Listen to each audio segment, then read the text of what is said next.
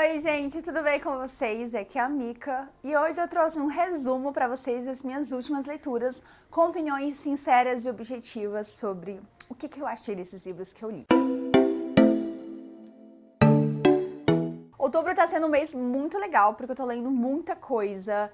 Eu sinto que eu voltei cada vez mais à vontade de ler. Eu tinha comentado com vocês há um tempo atrás que eu tava com muita dificuldade de continuar leituras por causa de uma ressaca literária que não passava. Então, depois de muitos meses ruins, enfim, gente, estou voltando a ler e voltando a ler freneticamente. E nessa última semana eu fiz 5 leituras incríveis, algumas nem tanto assim, mas que eu queria compartilhar com vocês a minha opinião sincera sobre elas. Então, se você gosta de vídeo com indicações assim, deixa aí o seu like, não esquece de se inscrever no canal e à medida que eu vou comentando dos livros, se vocês tiverem interesse em ler ou se vocês já tiverem lido, comenta aqui nos comentários o que vocês estão achando dessas histórias, quais são as suas opiniões sobre elas. Bora começar então com o nacional que eu li, né, que eu indiquei pra vocês nos últimos vídeos do canal, que foi Nossas Primeiras Últimas Vezes, da Bruna Paloso. Foi o meu primeiro contato com a escrita dela. Eu confesso pra vocês que eu nunca tive interesse, na verdade, em ler nada dessa autora. A gente tinha escolhido esse livro pra ler no meu clube de leitura. Esse é um romance age gap e um romance proibido, porque aqui a nossa mocinha, ela vai se envolver com o melhor amigo do pai dela. Na história a gente vai conhecer o Augusto Mancino, que é um dos herdeiros da MB Incorporações, uma grande empresa de arquitetura no ramo brasileiro. E desde os 15 anos de idade, ele sempre soube que ia herdar essa empresa, assim como seu melhor amigo, o Dante Bittencourt. Só que aos 15 anos de idade, o Dante acaba engravidando sua namorada, Melinda. Então eles têm um filho na adolescência. E apesar de serem muito jovens, eles têm ali todos os recursos para ter essa criança. E aí é que nasce a Maria Júlia, né, a nossa mocinha. Os anos vão se passando, então a gente vai conhecer a Maria Júlia agora com 22 anos. Ela retorna ao Brasil depois de passar 2 anos no exterior estudando para começar um estágio na empresa da família, que é a MB Incorporações. E ela foi designada a trabalhar justamente com Augusto, que é um dos diretores da empresa. Como ela é formada em arquitetura e ele também mexe com projetos de arquitetura, então ele acabou sendo escolhido para ser o chefe dela. Mas essa convivência entre eles vai colocar muitas coisas à prova. Primeiro porque Maria Júlia nunca foi muito com a cara, né, do Augusto. Desde criança ela sentiu um certo afastamento dele, né, ele nunca esteve propriamente ali quando ela foi crescendo, então eles nunca tiveram muito contato, e todas as vezes em que ele estava na casa dela, ela sempre ficava no quarto porque ela achava ele um homem detestável, um homem rude, e ele é uma pessoa desse tipo, então eles não tiveram muito contato, apesar dele ser o melhor amigo do pai dela. Mas trabalhando juntos, ela vai ver um outro lado do Augusto, um lado mais sensual, que vai chamando cada vez mais a atenção da Maria Júlia, que tem 22 anos, que nunca se apaixonou e que também é virgem. E ela então, ali, né, trabalhando com ele, vai começar a se sentir atraída e vice-versa. Então essa é a trama de Nossas Primeiras Últimas Vezes. Eu gostei bastante, assim, do enredo da história, do desenrolar dela. Achei os personagens muito legais, um casal muito fofo, tem cenas quentes muito boas também. Os meus pontos aqui vão para as cenas quentes em excesso, porque a autora, ela rotula o livro como uma comédia romântica, mas tem tanta cena quente que pra mim é um livro erótico, sabe? Eu acho que ela traz muitas, e assim, vai cansando um pouco, porque as cenas quentes, elas são muito boas, mas elas também são muito extensas, então é uma coisa que ia me cansando ali ao longo do tempo. Isso também me leva ao segundo ponto, que em alguns momentos eu senti que a história foi um pouco arrastada. Eu não sei se foi por minha experiência mesmo de leitura, mas infelizmente no meio da história eu senti que realmente eu lia ali e não saía do lugar. E é estranho, porque o livro tem poucas páginas, ele tem 300 e poucas páginas, né? Mas comparado hoje aos lançamentos que a gente tem na Amazon, é um livro que realmente tem pouquíssimas páginas, só que eu fiquei com essa leve sensação de que eu tava lendo e não saía do lugar. Mas tirando isso, foi uma história muito legal, eu gostei bastante, como falei, da narrativa da autora. Não achei, sim, super surpreendente, né? Mas é uma história que serve pra qualquer momento, pra você que tá procurando um livro hot, que não demora tanto pra acontecer, sabe? Aquele hot despretensioso, assim, sem muita neura, sem muito drama. Então, com certeza, vocês vão curtir Nossas Primeiras Últimas Vezes. Lembrando que todos os livros que eu estou citando aqui nesse vídeo, eles estão linkados na descrição, com o link da Amazon, tá? Pra que vocês possam conhecer, se vocês tiverem interesse. Outro livro que eu li, eu finalizei ele recentemente, foi Era Uma Vez um Coração Partido, da Stephanie Garber. Ela é a mesma autora de Caraval, que é um dos meus livros de fantasia favoritos. Inclusive, estou namorando o box de Caraval aí, né, que a editora Gutenberg lançou. E eu estava muito animada para ler esse livro, porque eu amei o primeiro livro dessa autora, gostei muito da escrita dela. Mas eu não sei dizer para vocês o que eu esperava com essa leitura, porque eu consigo definir esse livro para mim como indiferente. Eu terminei ele sem sentir nada, gente, sem sentir absolutamente nada. É um começo meio confuso, sabe? Tipo, você não tá entendendo o que tá acontecendo, as coisas não se linkam, alguns acontecimentos me pareciam muito aleatórios, eu não sabia pra onde a autora realmente estava caminhando. E aí chegou uma cena específica que eu comecei a perceber o que ela tava desenrolando. Mas ainda assim, eu senti que muita coisa ficou jogada, muita coisa não fez nexo pra mim. E o plot final não foi nada surpreendente. O plot final, pra mim, não foi, sabe, não teve nenhum impacto. Então, infelizmente, a minha experiência com esse livro não foi muito boa. Pra vocês entenderem melhor o contexto, aqui a gente vai conhecer a Evangeline. A Evangeline, ela tem um amor, que é o Luke, e é o sonho dela se casar com ele, mas ela acaba tendo seu coração partido quando ela descobre que o Luke vai se casar com sua irmã postiça, a Marisol. O pai da Evangeline, antes de falecer, tinha casado com a Agnes, né, depois que a mãe da Evangeline morre, e ela tem uma filha, que é a Marisol. Então, a Evangeline sente que foi roubada, né? Sente que foi traída, então ela resolve recorrer ao Príncipe de Copas, que é um dos arcanos. Nesse mundo aqui, dividido em hemisfério norte e hemisfério sul, temos os arcanos, que são pessoas ali poderosas, seres místicos, cada um representa uma maldição. No caso do Príncipe de Copas, a sua maldição é vagar pela terra procurando o seu verdadeiro amor. E a ideia é que ele fique tão obcecado tentando encontrar esse verdadeiro amor que ele vai se apaixonando por outras mulheres. Só que aí que tá a história. Quando ele beija essas mulheres, o beijo dele ele tem um veneno. Elas acabam morrendo. A única mulher que não morreria seria a sua alma gêmea. E é por isso que ele fica vagando ali com seu coração partido, tentando encontrar a mulher que enfim vai fazer o seu coração bater de verdade. E a Evangeline, então, ela roga ali o Príncipe de Copas, ela vai na igreja dele rezar por ele, para que ele possa ajudá-la a impedir esse casamento. Só que fazer um acordo com o arcano é uma completa idiotice, porque você não sabe o que pode acontecer, quais são os efeitos colaterais. E aí, a partir dessa decisão, a vida da Evangeline vai virar de cabeça para baixo. E é justamente isso que me deixou confusa na narrativa, porque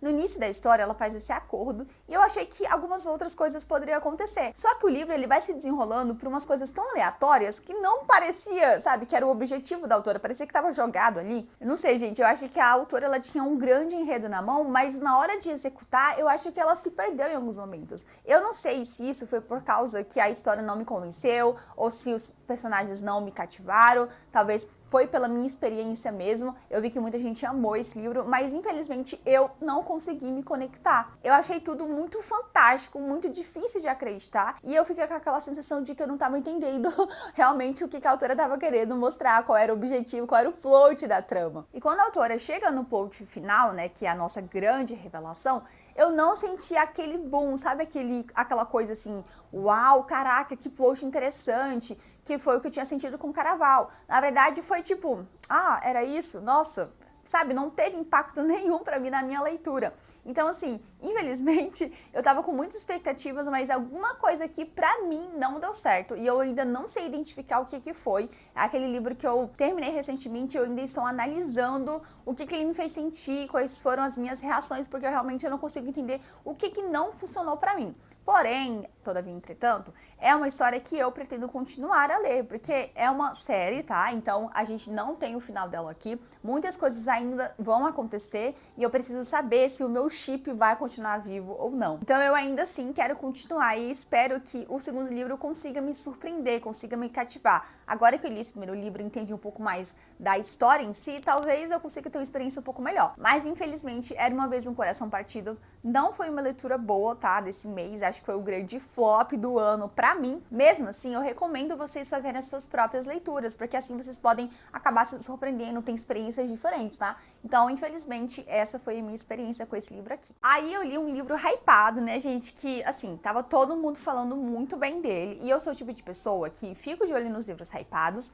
mas espero um pouquinho pra ler, porque eu não gosto de ler muitas resenhas, eu não gosto de ser influenciada, e, especificamente, não gosto de ficar com muitas expectativas e acabar me decepcionando. Dito isso, então eu li, né, A Hipótese do Amor, da Ellie Hazelwood, e pra mim, esse livro tem todo o hype, e vale mesmo esse hype, gente. Esse livro é muito fofinho.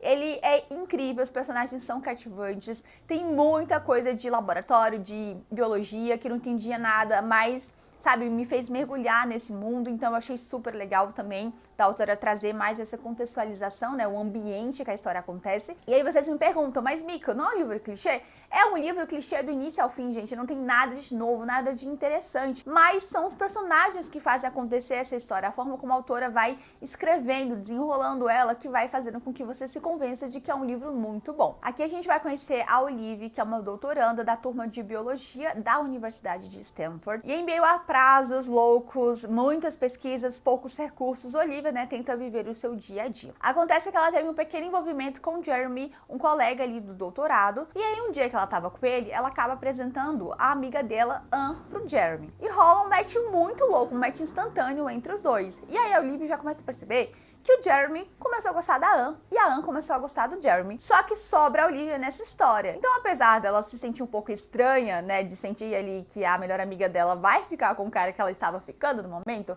ela fica super feliz porque a Anne é uma mulher muito centrada, a Anne nunca, né, teve um envolvimento com outra pessoa. Então, ela começa a tentar incentivar esse casal a sair do papel. Só que a Anne fica muito receosa do que a Olivia pode achar. Então, ela tenta não se entregar, ela tenta fingir que o que ela tá sentindo pelo Jeremy não é realmente algo importante. E a Olivia fica insistindo para que eles fiquem juntos e a Anne fica, não amiga, eu não vou. E a Olivia, vai lá menina, eu não ligo. Até que a Olivia inventa de dar um empurrãozinho pra amiga, enfim, admitir o que ela sente pelo Jeremy, que é mostrar que ela já está em outra. Então ela inventa que está saindo com uma outra pessoa aleatória. Só que a Anne não é convencida por essa história, ela não acredita quando a Olivia fala que tá com outra pessoa. E aí no momento de aflição, quando a Olivia tá ali tentando ver como que ela vai resolver essa situação, ela acaba beijando o primeiro cara aleatório que ela vê na frente dela. Só que quando ela termina de beijar esse boy, ela percebe na enorme confusão que ela se colocou. Ela beijou justamente o Adam Carlson, que é um professor, sim, um cara fodão, mas que também é conhecido por levar os seus alunos a lágrimas. Então o cara realmente é um babaca. Ele trata todo mundo mal,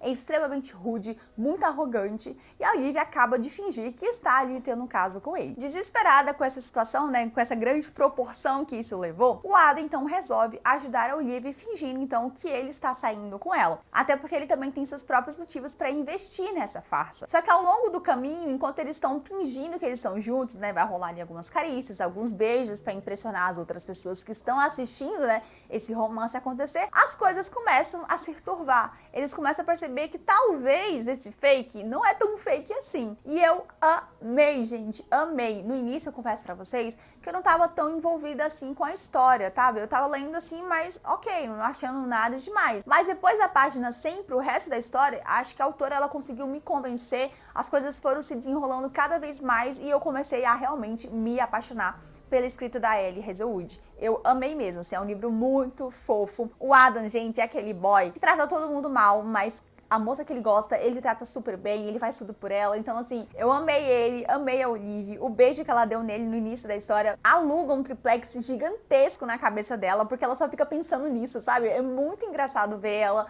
começando a se apaixonar por ele e os dois se desencontrando no caminho, porque ela acha que ele gosta de uma pessoa e ele acha que ela gosta de outro. Então, assim, é muito fofo ver esse desenrolar acontecer. Apesar de que muitas pessoas, né, falam que esse livro é um livro erótico. Gente, por favor, ele não é um livro erótico, tá? Ele é uma comédia romântica com uma cena quente. Então, por favor, se vocês forem ler, saibam que temos cenas quentes, sim, uma só, inclusive, tá?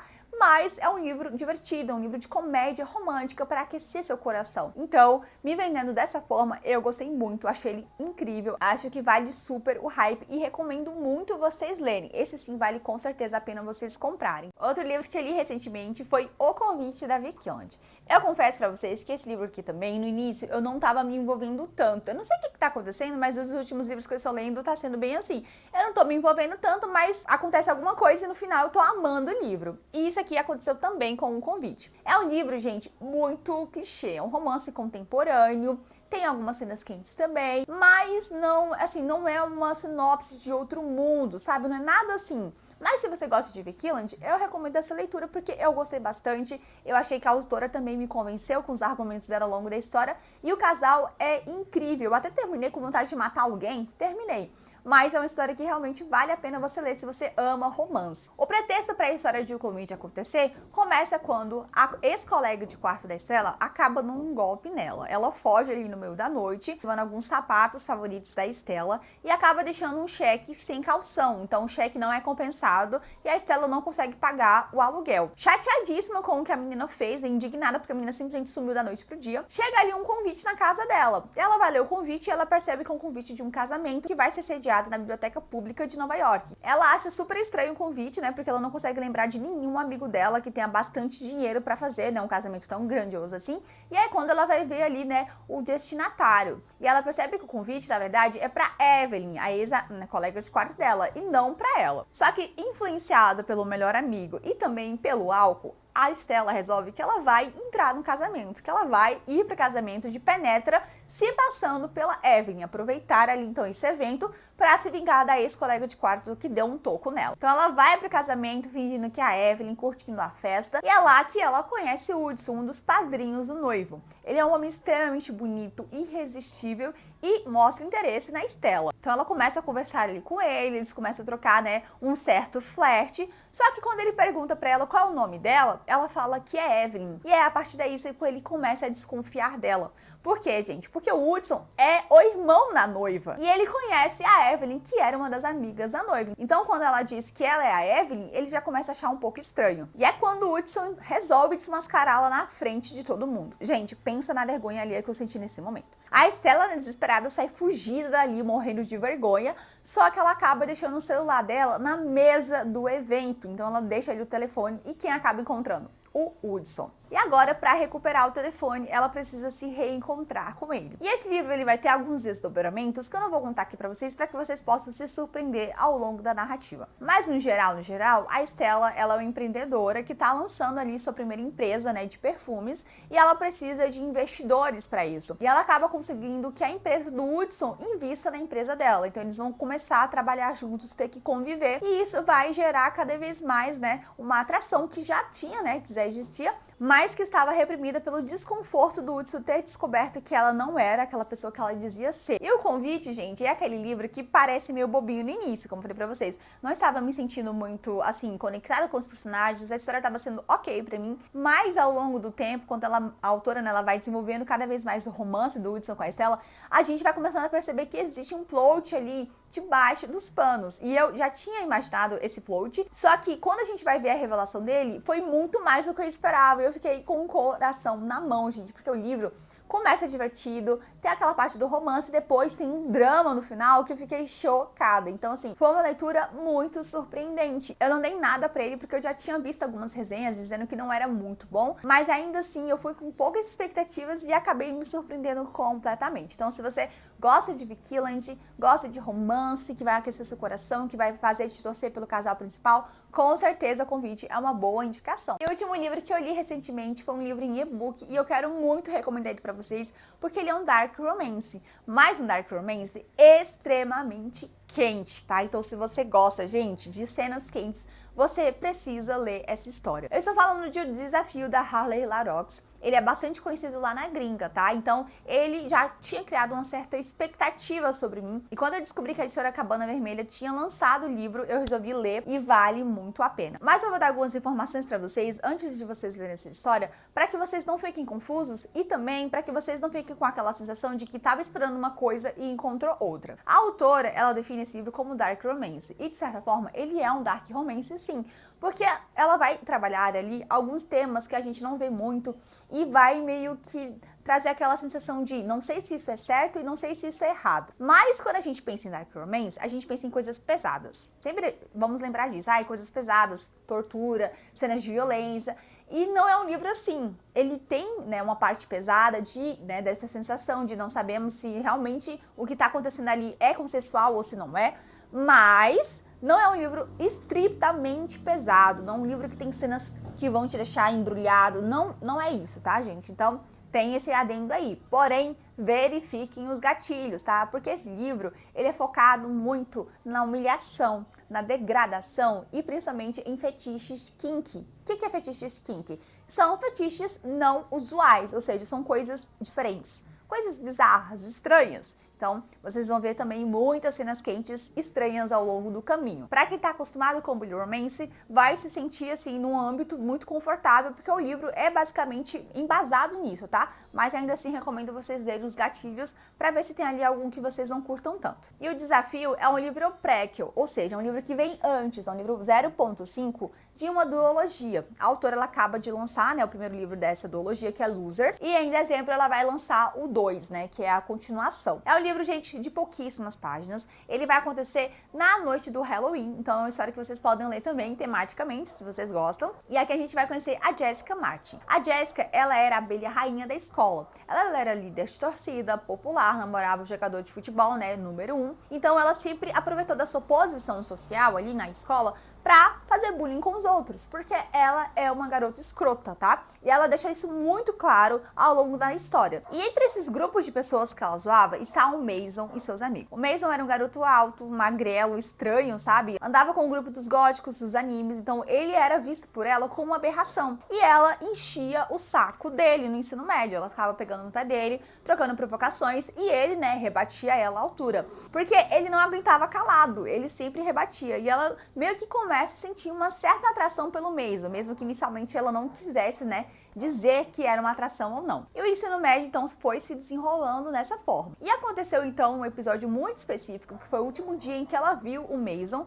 em que eles acabaram trocando um beijo. Sim, gente, a tensão entre os dois foi tanta que eles acabaram se beijando, mas depois disso, o Mason acabou sendo expulso do colégio, acusado de tentar matar o namorado dela com uma faca. Parece um pouco confuso, mas relaxa que a autora ela vai explicando ali ao longo da história o que aconteceu de fato no ensino médio e o que culminou nessas circunstâncias atuais. Então o livro ele vai começar 2 anos após esse acontecimento, tá? A Jessica ela já tá na faculdade e ela retorna à cidade natal dela para poder participar de uma festa de um ex-colega de classe. O Daniel sempre foi muito conhecido por suas festas extravagantes e ela então e sua amiga estão super animadas para curtir esse rolê, para beber até o sol raiar. Mas chegando na casa do Daniel, onde vai ser sediada a festa, a Jessica descobre que ele não somente chamou os outros alunos do ensino médio, do círculo social deles, mas também as pessoas consideradas aberrações, que eram os losers, né, os perdedores do colégio. E entre eles está o Mason. Quando ela percebe que ele tá ali, né, rola aquela troca de olhares, gente, pesada, assim. Ele com cara de deboche, ela com raiva por ter que, né, conviver com ele novamente, mas nada estava preparando para o que iria acontecer ao longo dessa noite. O Mason, ele já não é mais aquele garoto acuado do ensino médio, tá? Ele é um cara formado agora, um cara grande e que tá se impondo. E ele resolve chamar então a Jessica para participar de um jogo de beer pong, chamado Beer Pong ou Desafio. Como vocês já sabem, né, gente, Beer Pong é um jogo de universidade muito conhecido nos Estados Unidos, onde as pessoas precisam tentar acertar uma bolinha no copo da outra pessoa. Se ela acerta a bolinha no copo do adversário, ele precisa beber o líquido que tá ali dentro, geralmente a bebida. Mas esse jogo do Mason com a Jessica vai ser um pouco diferente. Tem alguns copos sim, né, com bebidas, mas tem alguns copos com a palavra desafio escrito. E se caso um deles acerta a bolinha onde tá escrito desafio, eles precisam então fazer um desafio que a outra pessoa quiser. E esses desafios podem ser qualquer coisa, absolutamente tudo está aberto. Então eles começam a fazer esse desafio, começam, né, a jogar um contra o outro e as coisas vão começando a ficar cada vez mais intensas. E no final, a Jessica acaba tendo que cumprir um último desafio, que é o grande desafio da noite, que é passar a noite toda sendo escrava do Mason e fazendo tudo o que ele pedisse. E é aí que, né, a história vai se desenrolar. Então, o livro, gente, como eu falei pra vocês, de Dark Romance, tem muitas cenas quentes, não no sentido cenas quentes especificamente do ato em si, mas de tensão sexual, digamos assim. É um livro com muita tensão e a autora ela vai construindo essa tensão até o final da noite, porque é uma história que se passa em uma noite específica, né? No início ali da história eles vão jogar beer pong e a gente vai vendo que a autora ela vai colocando mais lenha na fogueira à medida que eles vão passando o tempo juntos. E uma coisa que a autora trabalha bastante aqui é a questão do consensual não consensual. O que significa isso? É quando a gente percebe que a mocinha não quer querer uma coisa, mas na verdade nos pensamentos dela ela quer. Então, por exemplo, a Jessica ela fica ali se sentindo humilhada em vários momentos, achando que ela tá sendo degradada, achando não, ela está sendo degradada pelo Mason, porque ele tá acabando com a reputação dela, tá fazendo ela fazer coisas terríveis em prol, né, do desafio, mas ela se sente excitada por isso, ela sente prazer com isso. Então, mesmo que uma parte dela no cérebro dela, né, esteja dizendo que aquilo ali é errado, que ela não deveria estar gostando, ela gosta e ela se sente cada vez mais envolvida pelo jogo dele. Então o livro é um desafio que vai trabalhar bastante isso, tipo, será que é certo? Será que é errado o que ele tá fazendo? E a autora, então, ela vai construindo esse romance, não usual, né, de uma maneira muito, assim, muito tensa, de preliminares mesmo, porque cada desafio, né, que o Mason vai dizer ali pra Jessica fazer, é um desafio que envolve também a reputação dela, o orgulho dela, mas que também vai brincar muito com a libido dela, porque a gente vai entrar, então, na questão do kink, né, dos fetiches não usuais. E vocês podem imaginar de tudo, tá? Não sei se vocês já leram algum livro que tem fetiches kinks, mas são coisas assim que não é comum mesmo, sabe? E apesar de parecer um pouco creepy, um pouco estranha, a autora, ela consegue ainda assim criar uma atmosfera tão embriagante, tão excitante, que é impossível a gente não torcer para que esses dois fiquem juntos no final. E é isso que nos leva, então, à duologia, né? Que eu falei pra vocês, é uma duologia, né? Prequel desafio. Porque é nesses livros que a gente vai ver as consequências do que aconteceu nessa noite de Halloween. Então, eu amei esse livro, achei ele super gostoso. Eu tava esperando uma coisa e recebi outra, mas ainda assim foi uma surpresa muito boa. Então, se você gosta de dark romance, tá procurando coisas bem quentes mesmo, com certeza vocês precisam ler essa história. E se você gosta de Pânico 57, eu acho que vocês vão sentir uma mesma vibe, tá? Então, fica aí a recomendação. É isso, gente. Então, esses são os últimos livros que eu li, essas são as minhas opiniões sobre eles. Espero muito que vocês tenham gostado e que eu tenha convencido você ao dar ao menos uma chance para alguns dos livros citados aqui. Se você gostou do vídeo, deixa aí o seu like, não esquece de se inscrever no canal. E se já leu alguns dos livros que eu citei, não deixa de comentar o que você achou sobre essas histórias, se você curtiu também. Quero muito saber o que vocês estão achando. E é isso, gente. A gente se encontra no próximo vídeo. Um grande beijo. Tchau!